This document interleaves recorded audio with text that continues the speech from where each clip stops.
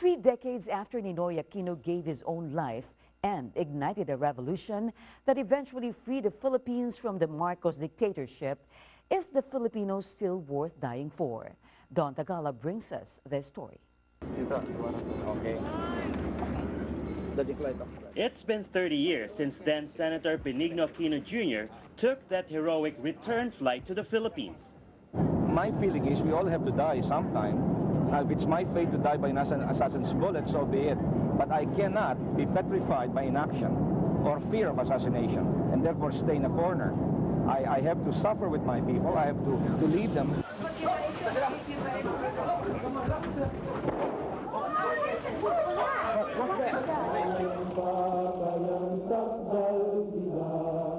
Aquino's assassination not only sparked a people power revolution that freed the Filipinos from the Marcos dictatorship, it also gave life and meaning to his powerful statement, "The Filipino is worth dying for."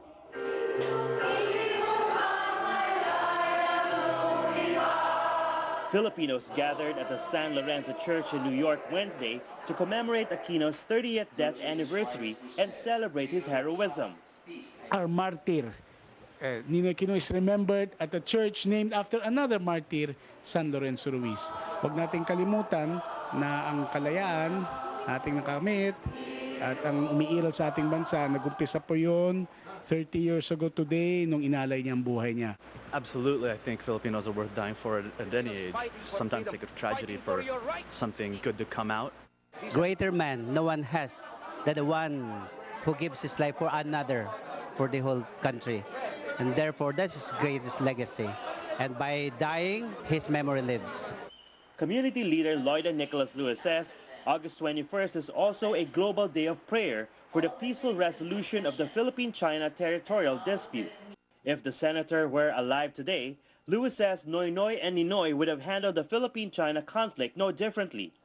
I think Ninoy Aquino would have acted the same way as his son, our president Noynoy Aquino, is doing it the right way, which is going to the international body, United Nations, because there is a rule of law. Their next step, the U.S. Pinoys for Good Governance is planning another protest action against China at the International Tribunal for the Law of the Sea's home base in Hamburg, Germany in the next few weeks. When he said the Filipinos were dying for, and he actually died for the Philippines, we are not being asked to die for our own country right now. However, meron tayong commitment, help the government, help ourselves to defend also our territorial integrity. Don Tagala, ABS-CBN News, New York.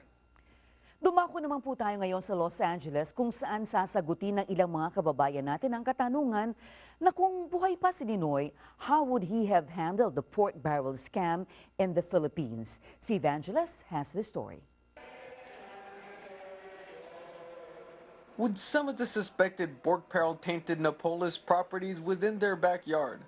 Filipinos in Los Angeles commemorated the 30th death anniversary of Senator Ninoy Aquino in prayer.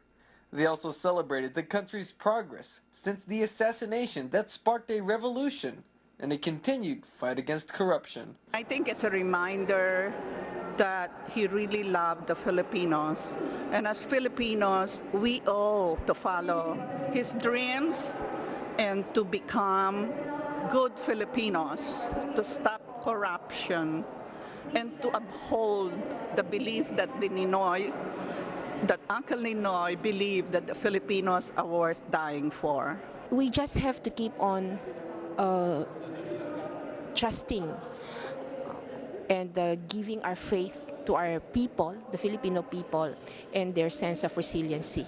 And we will get there. We are a maturing democracy that is committed to good governance, transparency, and accountability. One leaders are keeping in their prayers current President Noynoy Aquino, who has undergone an intense past few weeks as head of state. While they applaud the president's temporary suspension of pork barrel funds, Aquino's leadership had come in question after many accused him of lack of visibility at the height of monsoon rains and floods in parts of Luzon. There is a saying, you cannot please everybody. He's doing his best. I have also, plus and cons on his performance in the government. but on the overall picture, I think he's doing good. The Filipinos in LA are hopeful Manila will overcome the most recent flooding. They believe the ongoing pork barrel suspension, pending a probe, is proof that the Aquino administration is on the right path. It's hard to eradicate graft and corruption, but he seems to be on the right track. And it's really the people around him that will make or break him. So hopefully he pushes through his program of trying to eliminate the graft. Noynoy is doing the best he can to run a country that's been corrupt for many years. And he has a very hard job on his shoulder.